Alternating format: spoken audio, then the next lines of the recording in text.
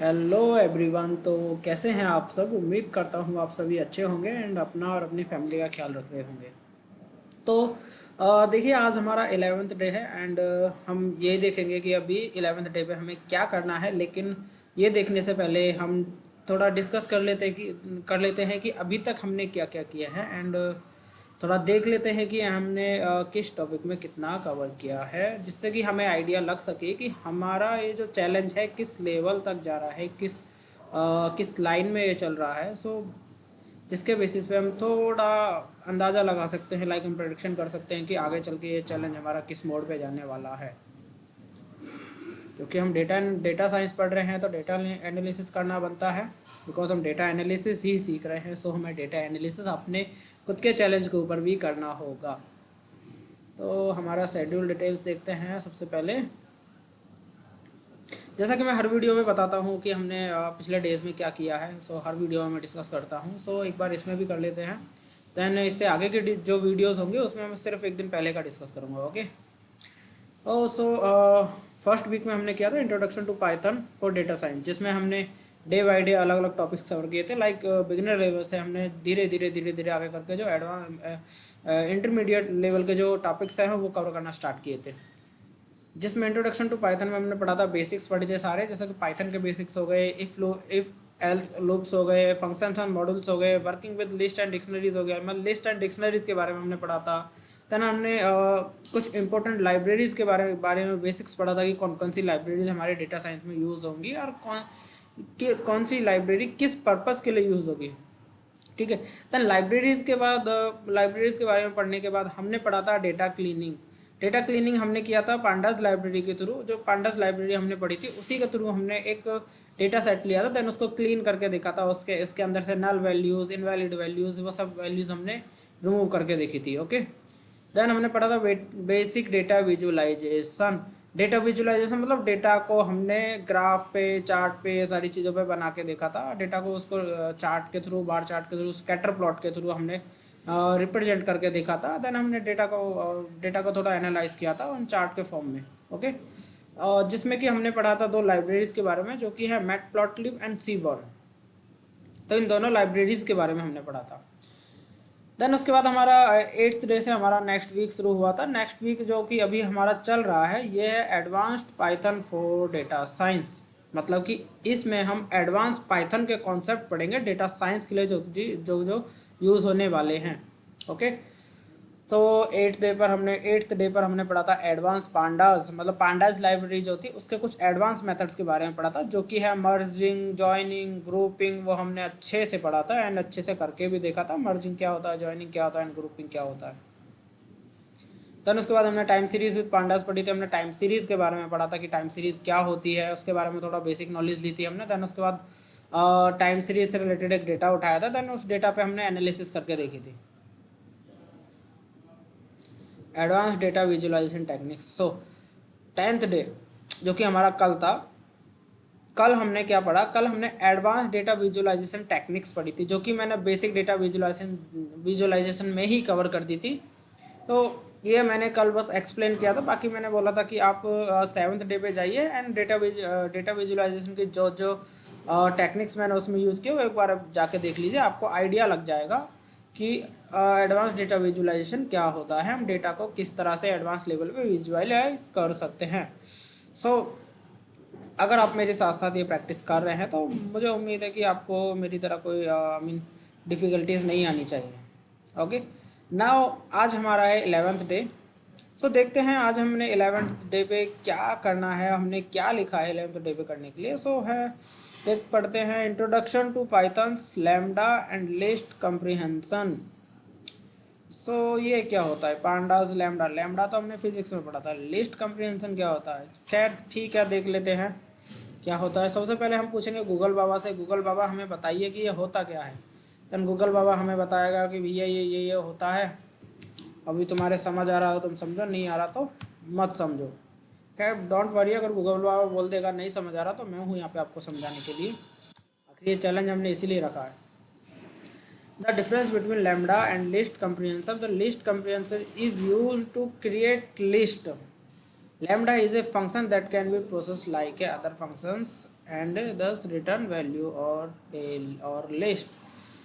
सो list comprehension क्या है? List comprehension एक मेथड है जो कि क्या करता है, हमें लिस्ट क्रिएट करके देता है। कुछ एल्गोरिदम, कुछ टास्क एंड कुछ एक्सप्रेशंस हम रखेंगे जिसके बेसिस पे शायद ये हमें लिस्ट क्रिएट करके देगा। अभी लैम्बडा क्या है? Lambda is a function that can be process like other functions. Lambda एक फंक्शन है जो कि अदर फंक्शंस की तरह काम करता है। ओके देन फंक्शन में इसमें और उसमें क्या डिफरेंस है वो देखेंगे आगे, चलो। एंड दिस रिटर्न वैल्यू और लिस्ट, जो कि क्या करता है, एक लिस्ट भी रिटर्न कर सकता है एंड एक वैल्यू भी रिटर्न कर सकता है।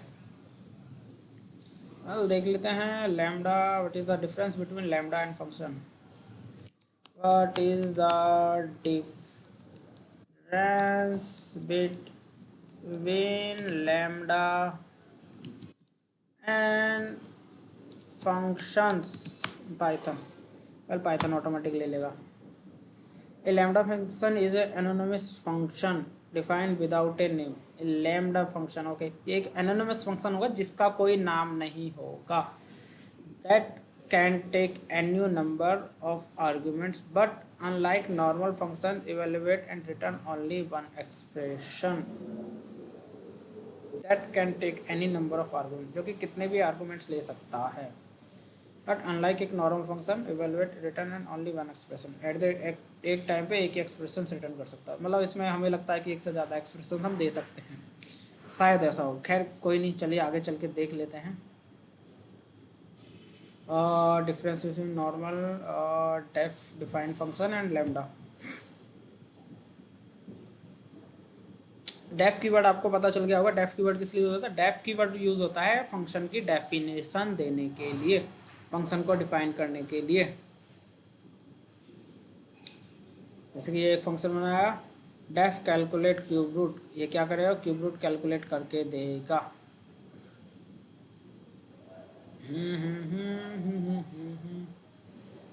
Lambda keyword.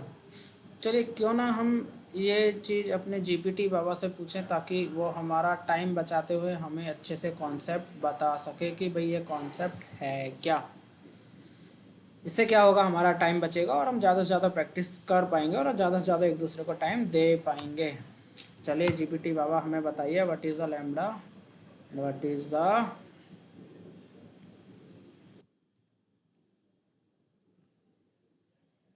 Give me details about the pythons lambda and list comprehension. हमें छोटा छोटा सा दे देगा, सीधा पॉइंट टू पॉइंट बात करेगा। पॉइंट टू पॉइंट बात करने के बाद हमें बता देगा कि ये चीज़ें हैं वो चीज़ें हैं। देन हम उससे समझ जाएंगे कि क्या होता है। देखिए इसने एक्सप्रेशन भी दे दिया, सिंटैक्स दे दिया हमें उसका। देन एक छोटा सा एग्जांपल दिया उसने।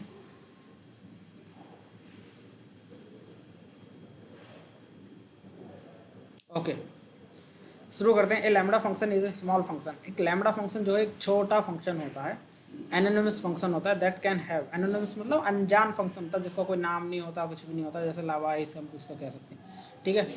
लावारिस में बोलना, एनोनिमस ही बोलना अगर इंटरव्यूज में पूछा जाए तो। Function that can have any number of argument but can only have one expression.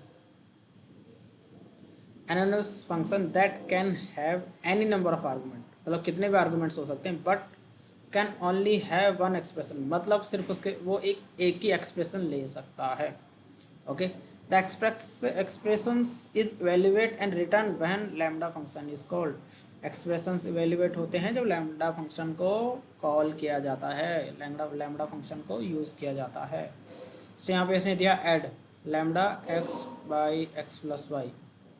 सो इसको तो हम करके ही देखते हैं। गूगल कोलैब बाबा खुल जाइए और हमें बताइए कि आप कहाँ थे इतने दिनों से, हमें आपकी ज़रूरत पड़ रही थी। पहले मजाकिया बातें हैं, काम पे फोकस रखिए। और हम इसमें न्यू नोटबुक खोलते हैं। खुल जाओ न्यू नोटबुक, हमें आपकी ज़रूरत है। थोड़ा सा टाइम ले रहा है खुलने में, शायद इंटरनेट का इशू है। ओके थोड़ा सा वेट करते हैं। वेल हाँ अभी ये खुल गया है। सो इसका सिंटैक्स क्या, लैम्डा, जो भी हमारा लैम्डा है इसने क्या ऐड, पहले इसके थ्रू चलते हैं, देन अपने हम एक्सपेरिमेंट उस पर करके देखेंगे। Is equal to lambda, so हमें लैम्डा सिंटैक्स यूज़ करना होगा। Lambda, lambda, lam B B B, B for Bombay, yes I am from Bombay, not I am from Bombay. Lambda x, इसमें क्या है वाई, देन कोलोन, देन उसके बाद x plus y, x plus y. लेते हैं अगला कोड, कनेक्टिंग हो रहा है, जब तक कनेक्टिंग हो रहा है तब तक देख लेते हैं।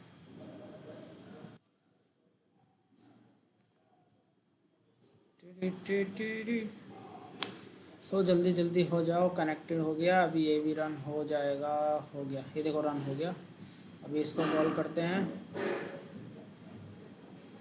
इसने 8 प्रिंट किया, यानी कि एक्स और वाई दोनों को प्लस करके दे दिया। अभी मैं इसको कर दूँ एक्स प्लस एक्स, तो क्या रिटर्न करेगा, क्या ये सही आएगा? आई थिंक 10, या इसने 5 एंड 5 को प्लस कर दिया। अभी मैं कर दूँ इसको एक्स एंड वाई, इस तरह देखते हैं क्या रिटर्न करता है। आई होप एरर न दे, यस इसने एरर दिया। अगर मैं इसको कर दूँ ऐसे तो क्या ये काम करेगा? उम्मीद करते हैं काम करे, यस इसने काम किया। इसने क्या किया, पहले क्या किया, इसने पहले क्या किया, 5 या 15, 15 और 5 20। ओके, सो ये काम करता है, मतलब इसमें नंबर ऑफ आर्गुमेंट्स कितने भी दे सकते हैं। लाइक अगर मैं यहाँ पे दे दूँ, यहाँ पे दे दूँ मैं जेड, ये हमारा आर्गुमेंट हो गया एंड ये हमारा एक्सप्रेशन हो गया। ओके, अभी मैं यहाँ पे कर दूँ जेड। अभी देखते हैं, मैं यहाँ पे वैल्यू पास नहीं कर रहा, ये बस मैं एक्सपेरिमेंट के पर्पज से देख रहा हूँ। सो यस लेट्स सी, अब यहाँ पे देता मैं 2, is it working, it's work. X हमारा 5 था, वाई हमारा 3 था और जेड हमारा 2 था। ओके, 3 दूनी 6, एक मिनट, एक्स अच्छा 10, हाँ 10 एंड ठीक है, 5 से 2 को गुना किया 10 एंड देन 5 प्लस कर दिया 15, ठीक है। सो हमारा लैम्डा एक स्मॉल फंक्शन होता है, एनोनिमस फंक्शन होता है, जिसको हम किसी भी तरह से यूज़ कर सकते हैं। सो इसलिए इसने यहाँ पे पेयर पे काम किया है, सॉर्टेड पेयर। बोला था लैम्डा एक लिस्ट भी लिस्ट पे भी काम कर सकता है ना, आर्गूमेंट्स पे भी काम कर सकता है, वैल्यूज़ भी रिटर्न कर सकता है, लिस्ट भी रिटर्न कर सकता है। ओके ओके, आगे पढ़ते हैं लिस्ट कम्प्रिहेंशंस। सो इसका पहले लैम्डा का सिंटैक्स मैं आपको बता देता हूँ, लैम्डा का सिंटैक्स क्या होता है। चुरी चुरी,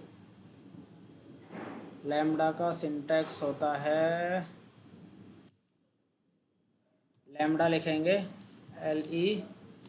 LEMBDA lambda, then sorry then यहाँ पे आएगा आर्गुमेंट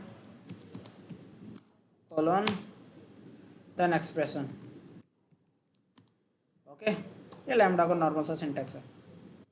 अभी हम सिंटैक्स पढ़ते हैं किसके लिए, कॉम्प्रिहेंशन के लिए। कॉम्प्रिहेंशन के लिए होता है expression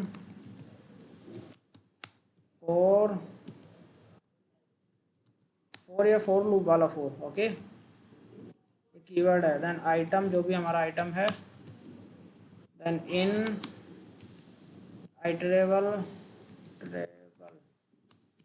then if and condition. इसमें हम फोर लूप का यूज़ कर रहे हैं, इफ़ का यूज़ कर रहे हैं एंड इन का यूज़ कर रहे हैं, इन कीवर्ड्स का, ये सभी इसमें कीवर्ड्स हैं। इफ़ हो गया, इन हो गया, फोर हो गया, ये कीवर्ड्स हैं। अभी देखते हैं इसने आगे क्या किया है। ये वाला हम इसका प्रिंट देख लेते हैं कॉम्प्रिहेंशन का, तो भाई हमें बताओ ये क्या है।